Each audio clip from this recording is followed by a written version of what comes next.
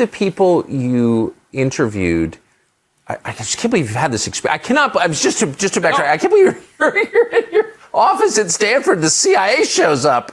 It is out of a movie. And just turns your life in this amazing direction. But I wish that would happen to me. Did any of the people you interviewed see anybody in control of these craft? See any? Not in these cases, but in the injury cases, I do know of cases non-injury associated where things were seen. What kind of things? Little beings.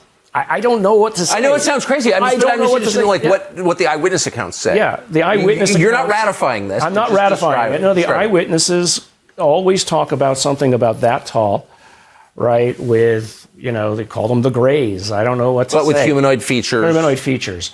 Now, I have a problem with humanoid features because, one of my backgrounds is evolutionary biology. Yes. And so I don't see the possibility of something else evolving on another planet that looks like us.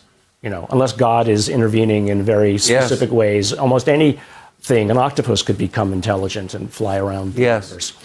So I think that part of what we're seeing here, look, if you're an intelligence, are you going to go down on a planet with a bunch of angry monkeys who might kill you? No, unlikely. You'll send some intermediary.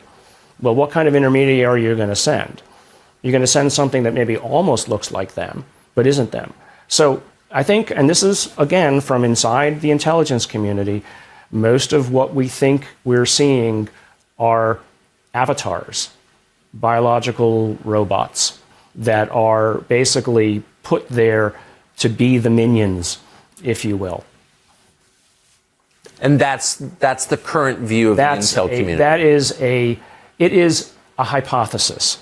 To me, if I were going to another place, or if I were going to study a native tribe of, let's say, cannibals, maybe I wouldn't show up in the middle of their village so that I don't inadvertently become dinner. Yes. Right? So you would send an intermediary first. But I've used this example. I don't know if you know Lex Fridman. You probably know Lex Fridman. He's an interviewer. He's an AI scientist at Stanford. I did one with him.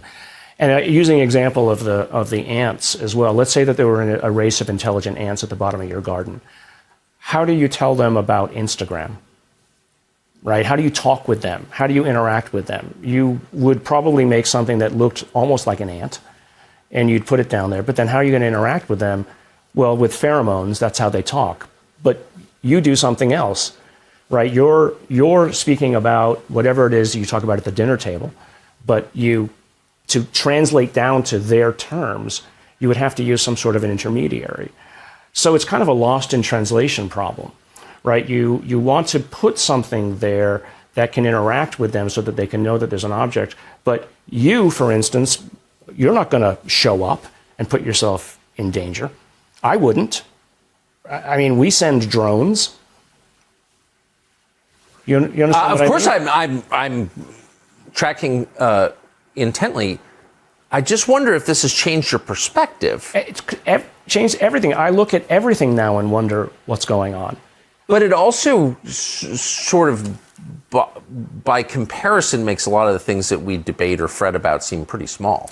Right. And I think Ronald Reagan had a conversation with Gorbachev back in the days of the Cold War, where he said at one point, if aliens showed up, would you work with us against them and drop the Cold War?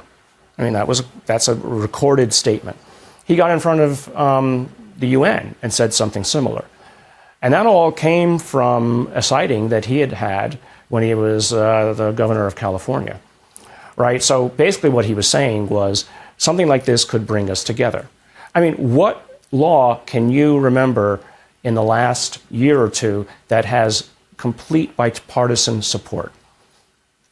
This. Yes. Right? This has brought people together. And people say to me, well, why are you talking about it on this show or that show? I said, because this is above politics. Yes, it certainly is. It has to be. And if we can't talk about this in a non-political way, then why are we bothering with anything? We might as well just silo ourselves and build walls around everybody. That's how I think about it. I couldn't agree with you more.